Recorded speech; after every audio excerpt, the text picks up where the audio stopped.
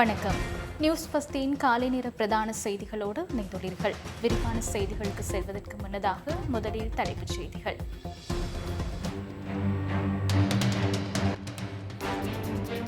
ஜனாதிபதிக்கும் இலங்கை சட்டத்தரணிகள் சங்கத்தினருக்கும் இடையிலான சந்திப்பு இன்று. இந்த வருடத்தில் தொடர்ந்தும் வட்டி வீதங்களை அதிகரிக்க வேண்டிய அவசியமில்லை, மத்திய வங்கி ஆளுநர் தெரிவிப்பு.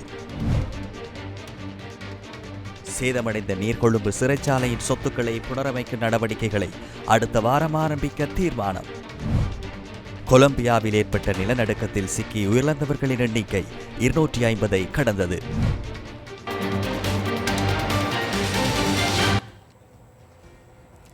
இனி விரிவான செய்திகள். ஜனாதிபதிக்கும் இலங்கை சட்டத்தரணிகள் சங்கத்தினருக்கும் இடையில் சந்திப்பொன்று இன்று இடம்பெறவுள்ளது. ஜனாதிபதி அனுருகுமார திசாநாயக்க விடுத்த அழைப்பிற்கமைய இந்த கலந்துரையாடல் இன்று பிற்பகல் 1 மணிக்கு இடம்பெறவுள்ளதாக ஜனாதிபதி ஊடகப் பிரிவு தெரிவித்துள்ளது. நீதிபதிகளின் ஓய்வு பெறும் வயதை நீடிப்பதற்கான திருத்தங்கள் தொடர்பில் இதன்போது கவனம் செலுத்தப்பட உள்ளது. கைதிகளின் பதற்ற நிலைமையினால் சேதமாகியுள்ள நீர்கொழும்பு சிறைச்சாலையில் சொத்துக்களை புனரமைக்கும் பணிகள் அடுத்த வாரம் ஆரம்பிக்கப்பட உள்ளதாக சிறைச்சாலைகள் திணைக்களம் தெரிவித்துள்ளது. விமானப்படையின் உதவியுடன் நீர்கொழும்பு சிறைச்சாலையில் புனரமைப்பு பணிகள் முன்னெடுக்கப்பட உள்ளன. சிறைச்சாலையின் சொத்துக்களுக்கு ஏற்பட்ட சேதத்தை மதிப்பிடும் பணிகள் தற்போது நிறைவடைந்துள்ளதாக சிறைச்சாலைகள் திணைக்களம் குறிப்பிட்டுள்ளது. இதேவேளை மீண்டும் சிறைச்சாலையாக பெயரிடப்பட்டு வர்த்தமானி ஊடாக அறிவிக்கப்பட்ட போகம்பர பழைய சிறைச்சாலையின் புனரமைப்பு பணிகள் தற்போது இறுதிக்கட்டத்தை அடைந்துள்ளன. போகம்பர சிறைச்சாலையில் கைதிகளை அனுமதிக்கும் பணிகள் அடுத்த வாரத்தில் முன்னெடுக்கப்பட உள்ளதாக சிறைச்சாலைகள் திணைக்களம் குறிப்பிட்டுள்ளது. இந்த ஆண்டில் மேலும் வட்டி வீதங்களை அதிகரிக்க வேண்டிய அவசியம் இல்லை என மத்திய வங்கி ஆளுநர் கலாநிதி நந்தலால் வீரசிங்க தெரிவித்துள்ளார். ராய்ட்டர்ஸ் செய்தி சேவைக்கு வழங்கிய நேர்காணலின் போதே அவர் இவ்வாறு தெரிவித்துள்ளார். 2.9 பில்லியன் அமெரிக்க டாலர் பெறுமதியான சர்வதேச நாணய நிதியத்தின் திட்டத்தின் கீழ் பொருளாதாரம் சீரடைந்து வருவதாகவும் பணவீக்கத்தை கட்டுப்படுத்தி பொருளாதார வளர்ச்சிக்கு பாதகம் ஏற்படாத வகையில் நிதிக் கொள்கையை பேணுவதே இதன் நோக்கம் எனவும் அவர் குறிப்பிட்டார். ஈரான் போர் சூழலால் ஏற்பட்ட பணவீக்க அழுத்தத்தை கட்டுப்படுத்துவதற்காக கடந்த மே மாதம் மத்திய வங்கி வட்டி வீதங்களை 100 அடிப்படை அலகுகளால் அதிகரிக்கப்பட்டதுடன் இது 3 வருடங்களுக்கு மேலான காலப்பகுதிக்கு பின்னர் மேற்கொள்ளப்பட்ட முதலாவது வட்டி வீத அதிகரிப்பாகும். பணவீக்கம் 7% வரை அதிகரிக்கப்படும் என எதிர்பார்க்கப்பட்டதால் எடுக்கப்பட்ட முன்னெச்சரிக்கை நடவடிக்கை இதுவெனவும் மத்திய வங்கியின் ஆளுநர் கூறினார். எதிர்கால பொருளாதார வளர்ச்சிக்கு குறைந்த பணவீக்கம் அத்தியாவசிய நிபந்தனை எனவும் அவர் சுட்டிக்காட்டினார். இந்த வருடத்தில் பொருளாதார வளர்ச்சி 4.5% இடைப்பட்ட எல்லையில் இருக்கும் எனவும் எதிர்பார்க்கப்படுவதாகவும் நந்தலால் வீரசிங்க தெரிவித்தார்.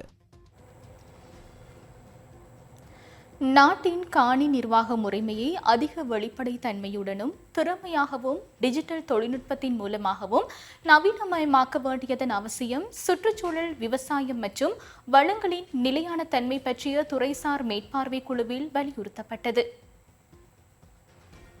அங்கு நாட்டின் காணித்துறை சார்ந்த நிறுவனங்களின் பங்களிப்பு, அவை எதிர்கொள்ளும் பிரச்சினைகள் மற்றும் காணி நிர்வாகத்துறையில் மேற்கொள்ளப்பட வேண்டிய சீர்திருத்தங்கள் தொடர்பிலும் விரிவாக கலந்தாலோசிக்கப்பட்டது. அத்துடன் அரசாங்க காணிகளை தவறாக பயன்படுத்துவதையும் போலி உறுதிப்பத்திரங்கள் மூலம் இடம்பெறும் மோசடிகளை குறைப்பதையும் நோக்கமாக கொண்டு அனைத்து காணி தரவுகளையும் ஒரு ஒருங்கிணைந்த டிஜிட்டல் அமைப்பின் மூலம் நெட்வொர்க் வலையமைப்பு செய்ய வேண்டியதன் அவசியம் வலியுறுத்தப்பட்டது. அரசாங்க காணிகளின் உரிமை, எல்லை நிர்ணயம் மற்றும் அது தொடர்பான தகவல்களை ஒரே தரவு அமைப்பின் கீழ் பராமரிப்பதன் மூலம் காணி நிர்வாகத்தை மேலும் முறைப்படுத்த முடியும் எனவும் GPS கூறுகளை அடிப்படையாக கொண்ட தேசிய டிஜிட்டல் காணி தரவு அமைப்பை நிறுவுவதன் மூலம் காணி மோசடிகளை குறைக்க முடியும் எனவும் அதிகாரிகள் சுட்டிக்காட்டினர். காணி சீர்திருத்த ஆணைக்குழு, மகாபலி அதிகார சபை, ஜனதா எஸ்டேட் அபிவிருத்தி சபை உள்ளிட்ட அரசு நிறுவனங்களுக்கிடையே காணி உரிமை மற்றும் எல்லை நிர்ணயம் தொடர்பாக காணப்படும் ஒருங்கிணைப்பு பிரச்சினைகள் குறித்தும் இந்த கலந்துரையாடலில் கவனம் செலுத்தப்பட்டது.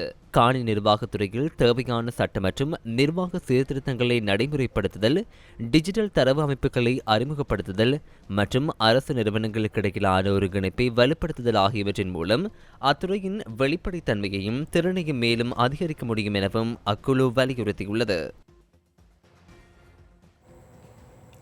ஆடி அமாவாசை விரதம் இன்று அனுஷ்டிக்கப்பட உள்ளது.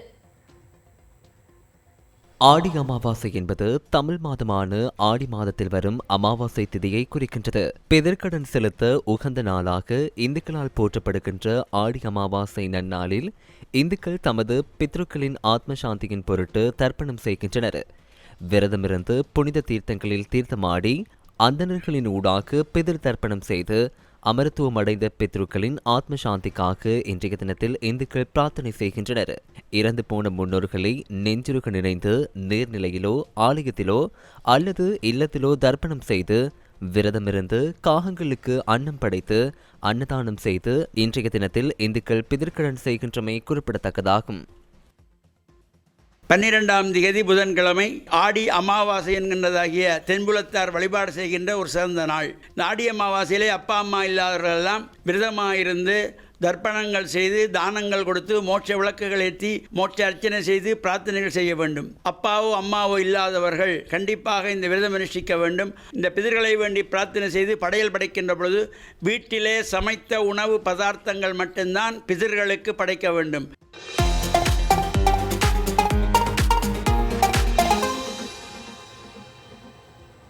தொடர்பது விளையாட்டுச் செய்தி. 111வது தேசிய டென்னிஸ் சாம்பியன்ஷிப் தொடர் இன்று 6வது நாளாக நடைபெறுகின்றது. இலங்கை டென்னிஸ் சங்கத்தின் ஏற்பாட்டில் சங்கத்தின் தலைமையகத்தில் இந்த போட்டிகள் நடைபெறுகின்றன. தொடரில் இளையோர் சிரேஷ்ட மற்றும் சக்கர நாட்காலி பிரிவுகளில் டென்னிஸ் போட்டிகள் இடம்பெறவுள்ளன. 12, 14, 16 மற்றும் 18 வயதுகளுக்குட்பட்ட பிரிவுகளில் இளையோருக்கான போட்டிகள் நடைபெறவுள்ளன. தொடரின் காலிறுதிப் போட்டிகள் நேற்றைய தினம் ஆரம்பமாகின. இந்த போட்டி எதிர்வரும் 23ஆம் தேதி நிறைவடையும் என எதிர்பார்க்கப்படுகின்றது. இத்துடன் நியூஸ் பஸ்டின் காலை நேர பிரதான செய்திகள் நிறைவடைகின்றன. மீண்டும் சந்திக்கலாம் மணித்தியால செய்திகளில். இந்த நாள் அனைவருக்கும் இனிய நாளாக அமைய வாழ்த்துக்கள்.